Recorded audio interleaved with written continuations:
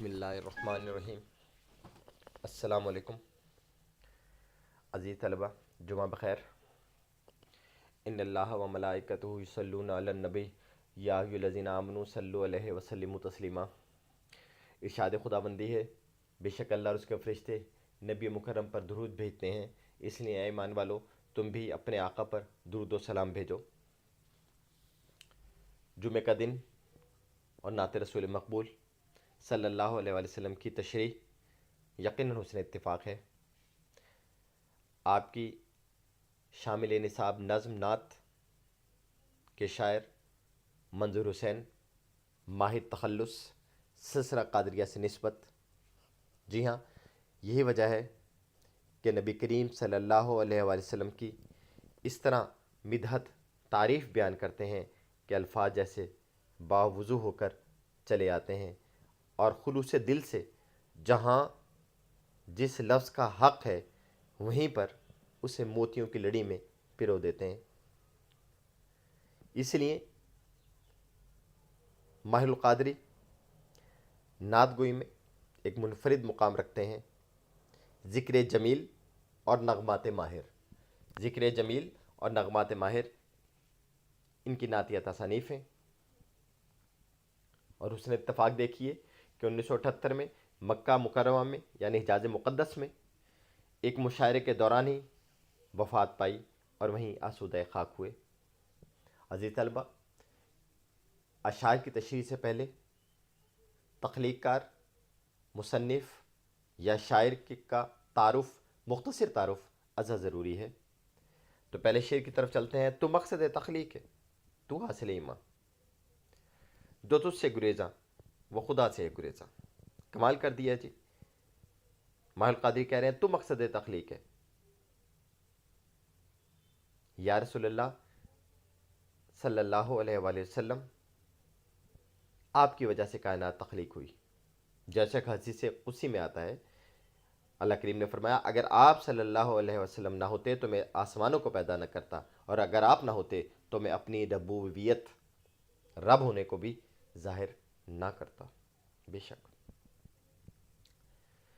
تو حاصل ایمان، آپ ہمارے ایمان کا حاصل ہیں، جوہر ہیں، نتیجہ ہیں، خلاصہ ہیں۔ جو تجھ سے گریزاں وہ خدا سے ہے گریزاں، جو آپ سے دور ہو گیا وہ خدا سے دور ہو گیا۔ آپ کے پہلے سبق کی آخری آیت مبارکہ ہے، قل ان کنتم تحبون اللہ فاتبعونی یحببکم اللہ یغفر لکم ذنوبکم۔ اے رسول کہہ دیجئے اگر تم خدا سے محبت کا دعویٰ رکھتے ہو، اگر تم خدا سے محبت کا دعویٰ رکھتے ہو تو آؤ میری پیروی کرو، خدا بھی تم سے محبت کرے گا اور تمہارے گناہوں کو معاف کر دے گا۔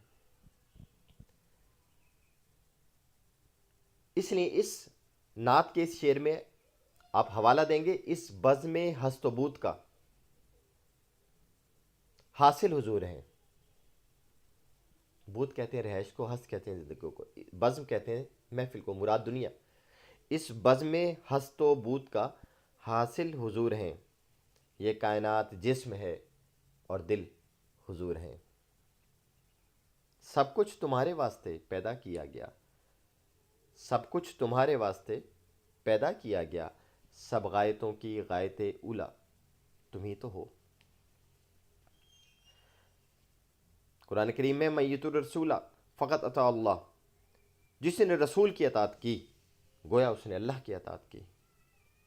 جو آپ کا محب نہیں وہ خدا کا محب نہیں ہو سکتا۔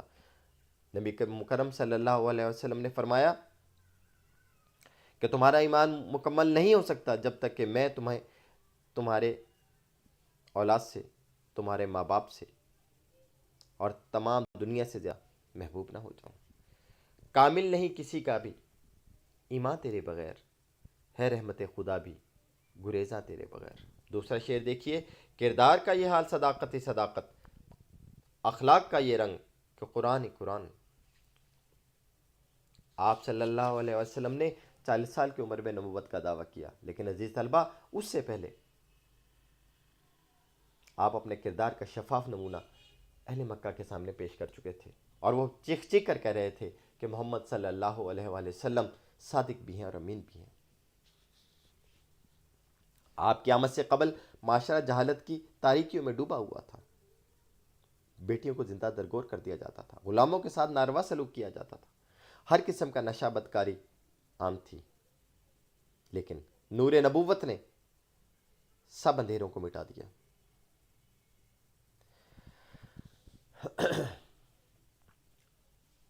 قرآن کریم میں ہے انک لعلی خلق عظیم، آپ کا اخلاق سب سے اعلیٰ ہے۔ حدیث نبوی ہے مجھے بہترین اخلاق کی تکمیل کے لیے بھیجا گیا ہے۔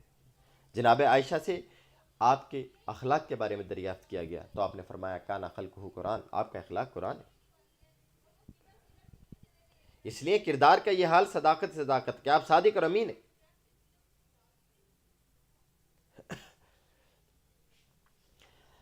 ہرقل کیسر روم کو حضور پاک صلی اللہ علیہ وسلم نے دعوت اسلام بھیجی تو اس نے کہا کسی عربی تاجر کو دربار میں لایا جائے تاکہ اس سے معلوم ہو کہ یہ شخص جو نبوت کا دعویٰ کرتا ہے کیسے اخلاق و کردار کا مالک ہے۔ اتفاقاً ابو سفیان کو لوگ قیصر روم کے دربار میں لے گئے، انہوں نے ابھی تک اسلام قبول نہیں کیا تھا۔ قیصر نے جناب ابو سفیان سے جب حضور سے کے متعلق پوچھا تو ابو سفیان جھوٹ نہ بول سکے اور کہنے لگے کہ حضور صلی اللہ علیہ وسلم نے کبھی جھوٹ نہیں بولا، اگرچہ میں ان کا مخالف ہوں لیکن پوری دنیا میں ان جیسا راست باز اور امانت دار شخص نہیں مل سکتا۔ یہ سن کر ہرقل نے بھی اعتراف کیا، کہنے لگا کہ اگر واقعی ایسا ہے تو خدا کی قسم یہ وہی نبی ہے جس کی بشارت ہمیں حضرت عیسیٰ نے دی۔ آپ کا قول و عمل تفسیر ہے قرآن کی، اتباع مصطفیٰ معراج ہے انسان کی۔ آپ کا اخلاق یعنی آپ کی معاشرتی زندگی، آپ کی سیاسی زندگی، آپ کی سماجی زندگی، آپ کی مدنی زندگی ہر لحاظ سے قرآن پاک کی عملی تفسیر ہے۔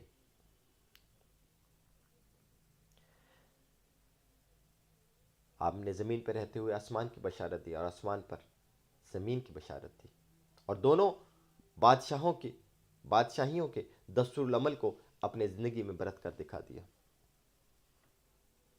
صدق و صفا کا پیکر پر نور آ گیا، لے کر حیات تازہ کا منشور آ گیا۔